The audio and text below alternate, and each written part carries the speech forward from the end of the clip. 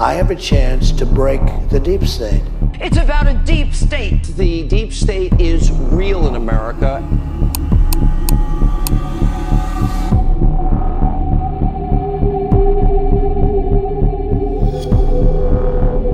Here's my plan to dismantle the deep state and reclaim our democracy from Washington corruption once and for all. And corruption it is. Fourth, to expose the hoaxes and abuses of power that have been tearing our country apart.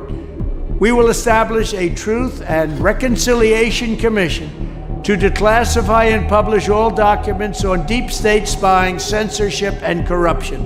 And there are plenty of them. Deep state. Apa yang sebenarnya dimaksud Trump dengan istilah itu? Hampir di tiap pidato kampanyenya, ia selalu menyinggung tentang sebuah negara bayangan. Kekuatan tak terlihat yang katanya lebih berbahaya daripada musuh di luar negeri. Istilah deep state bukanlah ciptaan Trump. Akar katanya berasal dari Turki dan menyebar secara masif ke seluruh dunia. Namun, dari bahasa yang berbeda di tiap negara, istilah ini selalu merujuk pada kekuatan tersembunyi yang bekerja di luar kendali rakyat dan pemerintah resmi, namun memiliki pengaruh besar yang bahkan bisa membelokkan sejarah. Tapi, apakah deep state hanya mitos politik atau kenyataan gelap yang membayangi demokrasi? Untuk menjawabnya, kita harus membuka lapisan rahasia yang selama ini ditutup rapat.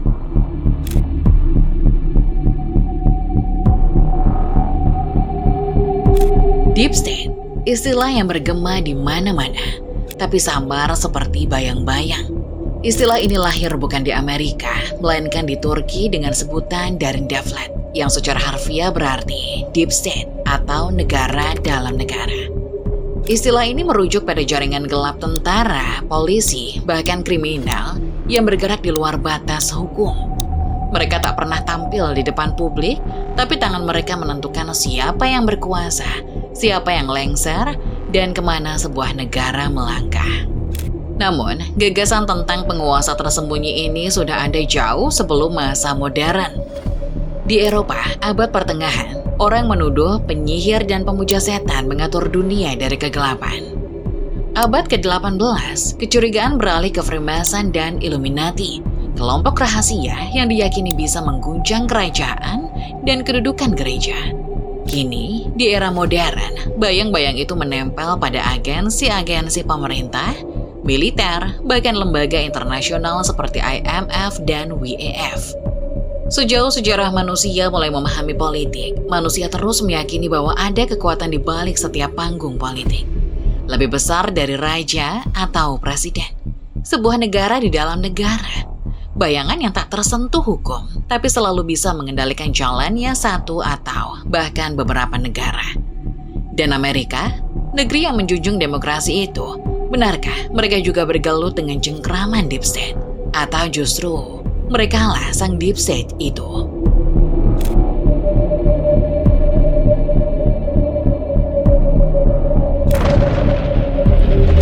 Lahirnya deep state di Amerika dimulai dari Perang Dunia Kedua, di mana masa kritis tersebut memaksa Amerika untuk sadar bahwa mereka butuh lebih dari sekedar tentara di garis depan. Maka dibentuklah OSS atau Office of Strategic Services, sebuah lembaga bayangan di bawah pimpinan William J. Donovan dengan tugas utama melakukan spionase, sabotase, propaganda, dan apapun untuk melemahkan musuh. Contohnya adalah eksperimen senjata menggunakan kelelawar pembawa bom, tentara ski yang menyusup ke wilayah Nazi, hingga menyebarkan propaganda dan rumor palsu yang ditujukan pada negara eksis. Semua terdengar tak masuk akal, tapi inilah wajah awal intelijen modern. Tak ada batas, tak ada aturan. Namun, yang paling berbahaya dari OSS adalah jaringan elit yang tumbuh di dalamnya. Setelah perang berakhir, OSS sempat dibubarkan oleh Presiden Harry Truman. Ia khawatir lembaga ini bisa menjadi versi Amerika dari Gestapo. Tapi perang dingin dengan Uni Soviet membuat Truman berbalik arah. Tahun 1947, ia menandatangani pembentukan Central Intelligence Agency (CIA). Pada tahun 1962, ketika Uni Soviet diam-diam menempatkan rudal nuklir di Kuba yang hanya 160 km dari pantai Florida, pemerintah Amerika langsung menyalakan alarm bahaya. Para penasehat Kennedy mendesaknya untuk segera menyerang. Tapi malam itu, sang presiden justru meninggalkan Gedung Putih dan pergi ke pesta koktail di Georgetown. Di rumah Joe Alsop, seorang kolumnis berpengaruh di Washington, Kennedy hadir bersama orang-orang yang sebenarnya memegang kekuasaan.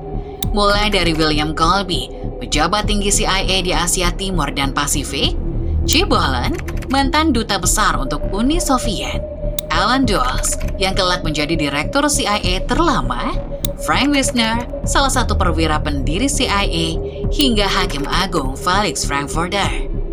Semua tinggal hanya beberapa blok dari satu sama lain. Bahkan Kennedy sendiri punya rumah di lingkungan ini.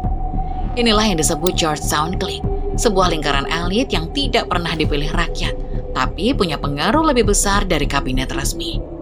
Pada malam paling genting dalam sejarah nuklir, keputusan tidak lahir di White House, melainkan di ruang pesta, di antara segelintir orang berkuasa yang bermain di balik bayangan.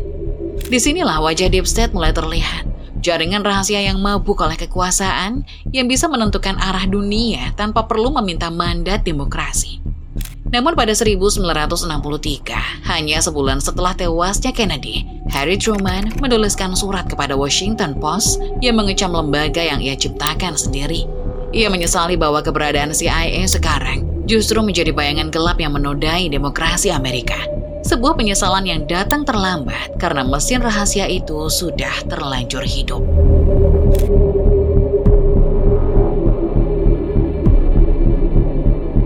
Sejak lahir, CIA langsung menunjukkan taringnya. Mereka bergerak di balik layar, menjalankan operasi rahasia demi melindungi kepentingan Amerika dan kepentingan korporasi yang bersamanya. Tak lama setelah resmi, lembaga ini ikut campur dalam perang saudara Yunani, mengirim dana dan senjata untuk memastikan kemenangan kelompok pro-Amerika. Tak lama setelah itu, tahun 1948, CIA bahkan ikut mengatur jalannya pemilu Italia. Surat kabar, dana kampanye, hingga intimidasi lawan politik semua dimainkan demi memastikan kandidat pro-AS menang. Dari sini sudah terlihat jelas bahwa demokrasi bisa dimanipulasi, bahkan di Eropa Barat. Tahun 1953, permainan menjadi lebih brutal. CIA bekerja sama dengan MI6, menggulingkan Perdana Menteri Iran Muhammad Mossadegh setelah ia berani menasionalisasi minyak negaranya. Setahun kemudian, Presiden Guatemala Jacobo Arbenz juga dijatuhkan hanya karena kebijakannya mengancam United Fruit Company, sebuah perusahaan asal Amerika. Tahun 1961, Patrice Lumumba, Perdana Menteri pertama sekaligus pejuang kemerdekaan Kongo, dibunuh dengan dukungan CIA dan tentara bayaran Belgia. Di Kuba, Fidel Castro menjadi target favorit. CIA merancang ratusan rencana pembunuhan, dari cerutu meledak hingga pakaian selam beracun. Semua gagal, tapi obsesi itu menunjukkan seberapa jauh mereka mau melangkah. Tahun 1966, giliran Indonesia. CIA mendukung jatuhnya Presiden Soekarno dan naiknya rezim baru yang memicu pembantaian hingga 3 juta orang. 7 tahun kemudian, 1973, Presiden Salvador Allende di Chile digulingkan. CIA berdiri di belakang junta militer Pinochet yang melahirkan gelombang penyiksaan dan penghilangan paksa. Dari Asia, Afrika, hingga Amerika Latin, CIA meninggalkan jejak darah dimanapun kepentingan Washington dipertaruhkan. Namun operasi kudeta bukan satu-satunya wajah gelap CIA. Sejak awal 1950-an, mereka meluncurkan proyek rahasia bernama MK Ultra. Sebuah eksperimen kejam untuk mencari cara mengendalikan pikiran manusia. LSD diberikan secara paksa, tahanan disiksa, bahkan warga sipil tanpa izin dijadikan kelinci percobaan. Dari bagian proyek ini, agen CIA menggunakan salah satu teknik yang disebut Operation Midnight Climax, yaitu taktik untuk menjebak laki-laki dengan pekerja prostitusi untuk diberikan LSD. Sementara agen-agen itu memantau dari balik kaca satu arah. Semua ini dilakukan atas nama ilmu pengetahuan dan kepentingan nasional. Tapi hasilnya nihil, yang tersisa hanyalah trauma dan kehancuran hidup para korban. Di ranah publik, CIA juga tahu cara bermain. Operation Mockingbird merekrut lebih dari 400 jurnalis untuk menyebarkan narasi yang menguntungkan pemerintah. Dan di dalam negeri, pengawasan menjadi senjata lain. FBI dan CIA menyadap telepon, membuntuti aktivis, bahkan tokoh sekelas Martin Luther King Jr. Martin Luther King 20 minutes ago died. Selama 3 dekade, semua ini berlangsung dalam diam. Tidak ada transparansi, tidak ada akuntabilitas, hingga akhirnya tahun 1975, rahasia kelam Amerika mulai bocor. Tapi bukan karena rakyat bangkit, bukan karena jurnalis investigatif berhasil membongkar, melainkan karena segelintir pejabat di dalam pemerintahan memutuskan membuka topeng rekannya sendiri. Di era itu, hanya pemerintah yang bisa mengadili pemerintah.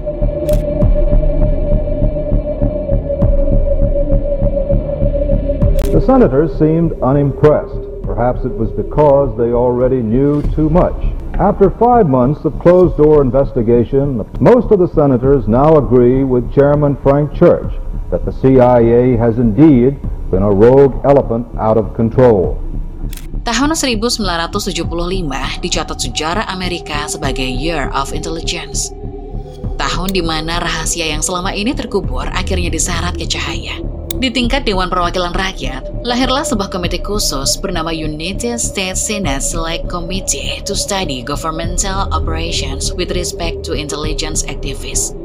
Orang menyebutnya secara singkat dengan nama Church Committee yang dipimpin Senator Frank Church dari Idaho. Tugas mereka adalah menyelidiki penyalahgunaan kekuasaan CIA, FBI, NSA, bahkan IRS. Sidang-sidang terbuka memperlihatkan kepada publik sesuatu yang selama ini hanya dianggap teori konspirasi. Rencana pembunuhan pemimpin asing, eksperimen mind control, operasi propaganda, hingga penyadapan warga sipil. 800 saksi dipanggil, 110.000 dokumen dibeberkan. Amerika terkejut, dunia ternganga. Selain itu, komite ini juga menjadi panggung untuk terbongkarnya operasi dan proyek lain yang dilakukan atas nama masyarakat Amerika. Dari CIA, Church mengungkap dokumen rahasia bernama Family Jewels, sebuah catatan internal operasi kotor termasuk percobaan pembunuhan terhadap pemimpin asing. Ada juga Operation Chaos, program CIA yang selama bertahun-tahun memata-matai gerakan anti perang Vietnam dan aktivis domestik. Melalui COINTELPRO, mereka mengintimidasi aktivis hak sipil, kelompok kiri, bahkan feminis. Infiltrasi provokasi hingga blackmail dilakukan untuk menghancurkan organisasi dari dalam. Dari NSA, terkuak Project Shamrock. Proyek kerjasama dengan perusahaan telekomunikasi besar ini diam-diam mengumpulkan hampir semua lalu lintas komunikasi internasional sejak 1940-an. Sidang ini bahkan menjadi tempat di mana publik Amerika pertama kali mendengar nama National Security Agency secara resmi. Dan dari IRS, mereka mengungkap bahwa agensi ini telah menggunakan audit pajak sebagai senjata politik untuk menekan lawan pemerintah. Sebagai hasilnya, Dewan Rakyat membentuk Senate Select Committee on Intelligence sebagai pengawas permanen, lalu memperketat aturan. Tapi para elit intelijen tidak tinggal diam. Senator Frank Church dihantam kampanye hitam, dilabeli agen Soviet, reputasinya dihancurkan. Para petinggi CIA dan FBI menuding komite ini melemahkan keamanan nasional. Untuk sementara, hewan-hewan buas ini berhasil dijinakkan. Tapi sejarah mencatat, setelah tragedi 11 September, mereka bangkit kembali. Kini lebih besar, lebih ganas, dan jauh lebih berbahaya.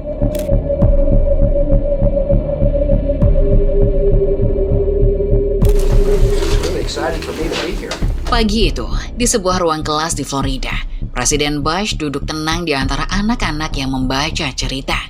Namun dalam hitungan detik, bisikan dari seorang pejabat membuat wajahnya diselimuti ketegangan. Di kota New York, gedung World Trade Center sudah runtuh. Tapi Amerika tidak butuh waktu lama untuk berduka, karena tragedi ini juga menjadi alasan yang kuat bagi mereka untuk memperluas kekuasaan lembaga intelijen. Berselang beberapa minggu setelah tragedi, lahirlah Patriot Act, sebuah undang-undang yang memberi wewenang luas untuk melakukan pengawasan massal. NSA kini bisa menyadap telepon, membaca email, dan mengumpulkan data jutaan orang tanpa perlu izin pengadilan. Demi alasan keamanan, privasi rakyat dikorbankan. Bersamaan dengan itu, CIA kembali ke pola lamanya, kali ini dengan label War on Terror, yang seolah memberi legitimasi untuk mendirikan penjara rahasia di berbagai negara. Interogasi khusus seperti waterboarding dipraktekkan atas nama melawan terorisme.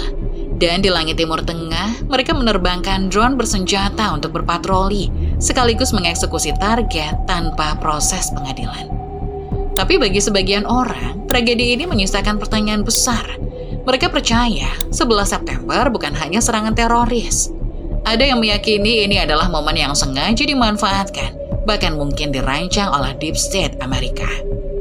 Sebab, dari reruntuhan menara kembar, lahir kekuasaan baru berupa perluasan agensi intelijen, invasi ke Afghanistan dan Irak, serta pembangunan jaringan pangkalan militer Amerika di seluruh dunia. Namun, semakin besar rahasia, semakin sulit pula menjaganya. Hingga di tahun 2010, Bradley Manning bersama Julian Assange dari WikiLeaks membocorkan 750.000 dokumen militer dan diplomatik yang langsung membuka mata dunia tentang apa yang sebenarnya Amerika lakukan di Irak dan Afghanistan. 3 tahun kemudian, Edward Snowden menghantam lebih keras. Ia menyerahkan rahasia NSA ke The Guardian, membuktikan bahwa lembaga itu menyadap komunikasi global dari warga biasa hingga kepala negara sekutu. Lalu pada 2015, Daniel Hale, mantan analis intelijen, membocorkan dokumen tentang program drone NSA, The National Geospatial Intelligence Agency atau NGA, ke The Intercept, yang menunjukkan berapa banyak warga sipil tak berdosa yang terbunuh dalam operasi rahasia. Bocoran demi bocoran terus mengalir ke ranah publik, dan ini menjadi bukti bahwa Deep State bukan sekedar teori konspirasi. Ia adalah struktur nyata, terus membesar, semakin kuat setelah 9 September. Mesin bayangan yang mengawasi dunia, mengeksekusi tanpa hukum, dan menutupinya dengan dalih keamanan nasional.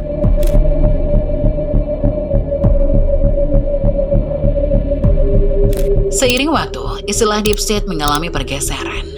Kini, hampir siapa saja bisa menuduh siapapun sebagai bagian dari negara bayangan. Dalam politik modern, istilah ini tidak lagi hanya mengacu pada operasi rahasia CIA atau NSA, tapi juga birokrasi sehari-hari. Banyak yang menyebutnya sebagai Deep Administrative State. Jutaan pegawai negeri yang menjalankan pemerintahan dianggap sebagai bagian dari mesin tersembunyi. Padahal, sebagian besar justru bekerja secara transparan dan legal di bawah aturan yang jelas. Tapi bagi politisi, istilah ini terlalu menggoda untuk tidak dipakai. Donald Trump misalnya, menjadikannya senjata retorika. Setiap kali FBI atau CIA menolak sejalan dengan kepentingannya, ia menuding mereka sebagai Deep State. Unelected deep state operatives who defy the voters to push their own secret agendas are truly a threat to democracy itself. Tuduhan ini melekat kuat di kalangan pendukungnya, seakan ada konspirasi permanen di Washington yang bekerja untuk menjatuhkannya. Di era media sosial, istilah ini makin kabur, dipakai bukan hanya untuk menggambarkan jaringan rahasia, tapi juga untuk menyerang lawan politik. Namun, dalam definisi aslinya, Deep State bukan sekedar isapan jempol. Jejaknya ada dalam dokumen yang akhirnya dibuka dari kudeta rahasia CIA, pengawasan massal NSA, hingga operasi kotor FBI. Semua ditelanjangi oleh Church Committee dan para whistleblower. Semua itu membuktikan bahwa kekuasaan besar ini benar-benar ada. Dan yang lebih menakutkan, kita hanya tahu sedikit, hanya potongan kecil yang berhasil bocor. Sisanya tetap gelap, terkubur di balik dokumen rahasia, mungkin sedang dirancang atau bahkan sudah berjalan tanpa kita sadari. Seringkali, Deep State dianggap sebagai paradoks demokrasi Amerika. Mereka diciptakan untuk menjaga, tapi tak jarang justru merusak dari dalam. Masyarakat tidak tahu apa yang agensi ini lakukan atas nama mereka, dan tidak tahu rahasia apa saja yang dipendam jauh dari mata publik. Tapi, benarkah entitas kekuatan ini nyata? Atau hanya bentuk dari paranoia politik? Dan di Indonesia, adakah kekuatan semacam ini? Jika iya, menurutmu seperti apa Deep State Indonesia? Tuliskan pendapatmu di kolom komentar dan mari berteori. Jangan lupa subscribe channel Legasi jika kamu suka pembahasan sejarah dan konspirasi seperti ini.